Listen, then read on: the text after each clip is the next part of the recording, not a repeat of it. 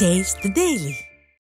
விழுப்புரம் மாவட்டம் செஞ்சி பேரூராட்சிக்கு உட்பட்ட 17வது வார்டு பகுதியில் குடிநீர் வழங்காததை கண்டித்து பொதுமக்கள் சாலை மறியலில் ஈடுபட்டனர். கடந்த ஒரு மாதமாக முறையாக குடிநீர் வழங்காததால் 50க்கும் மேற்பட்ட பொதுமக்கள் காலி குடங்களுடன் செஞ்சி விழுப்புரம் சாலையில் திடீர் சாலை மறியலில் ஈடுபட்டதால் போக்குவரத்து பாதிக்கப்பட்டு பரபரப்பு ஏற்பட்டது. நிர்வாக திறனற்ற ஸ்டாலின் மாடல் ஆட்சியின் மாவட்ட நிர்வாகம் அடிப்படை ஆதாரமான குடி தண்ணீரை முறையாக வழங்குவதில்லை என பலரும் குற்றம் சாட்டுகின்றனர்.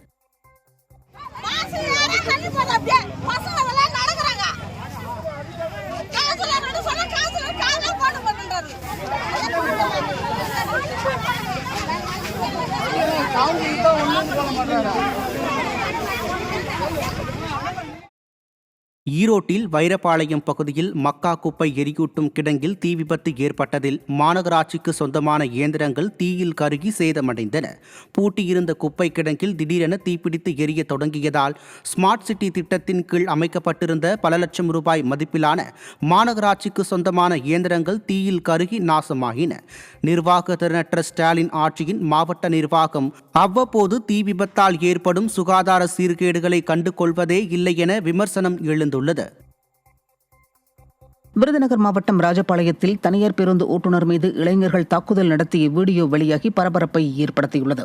ராஜபாளையம் புதிய பேருந்து நிலையத்திலிருந்து மதுரை நோக்கி சென்ற தனியார் பேருந்து சாலையின் குறுக்கே நின்று பேசிக் கொண்டிருந்த 2 இளைஞர்கள் மீது மோதும் விதமாக சென்றதாக கூறப்படுகிறது. இதனால் ஆத்திரமடைந்த இளைஞர்கள் தனியார் பேருந்தினை விரட்டிச் சென்று ஓட்டுநரை சரமாரியாக தாக்கிய வீடியோ தற்போது வெளியாகி ஸ்டாலின் ஆட்சியின் சட்டம் ஒழுங்கு லட்சணத்தை வெளிச்சம் போட்டு காட்டியுள்ளது. ஈரோட்டில் அரசு பேருந்து ஓட்டுநர் ஒருவர் செல்போன் பேசியபடி பேருந்தை இயக்கும் வீடியோ காட்சி வெளியாகி அதிர்ச்சியை ஏற்படுத்தியுள்ளது. சேலத்தில் இருந்து திருப்பூருக்கு 50க்கும் மேற்பட்ட பயணிகளுடன் சென்ற அரசு பேருந்தில் ஓட்டுநர் பயணிகளின் உயிரோடு விளையாடும் வகையில் செல்போன் பேசியபடியே பேருந்தை இயக்கி வந்துள்ளார். இதனை பேருந்தில் பயணம் செய்த பயணி ஒருவர் தனது செல்போன் மூலமாக வீடியோ எடுத்து இணையத்தில் வெளியிட்டார். ஸ்டாலின் ஆட்சியில் நிர்வாகத்தின் எச்சரிக்கையை கண்டு பயப்படாமல் அரசு பேருந்து ஓட்டுநர்கள் அலட்சியத்துடன் செயல்படுவது தொடர்கதையாகி வருவதாக மக்கள் வேதனை தெரிவிக்கின்றனர்.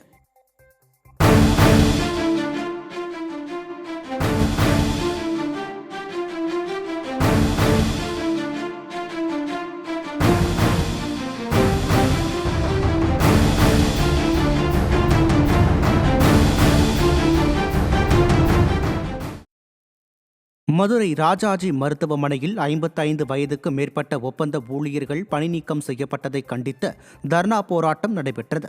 அரசு ராஜாஜி மருத்துவமனையில் ஒப்பந்த அடிப்படையில் பணிபுரிந்து வந்த 55 வயது மேற்பட்ட ஊழியர்கள் சமீபத்தில் பணியில் இருந்து நீக்கப்பட்டனர்.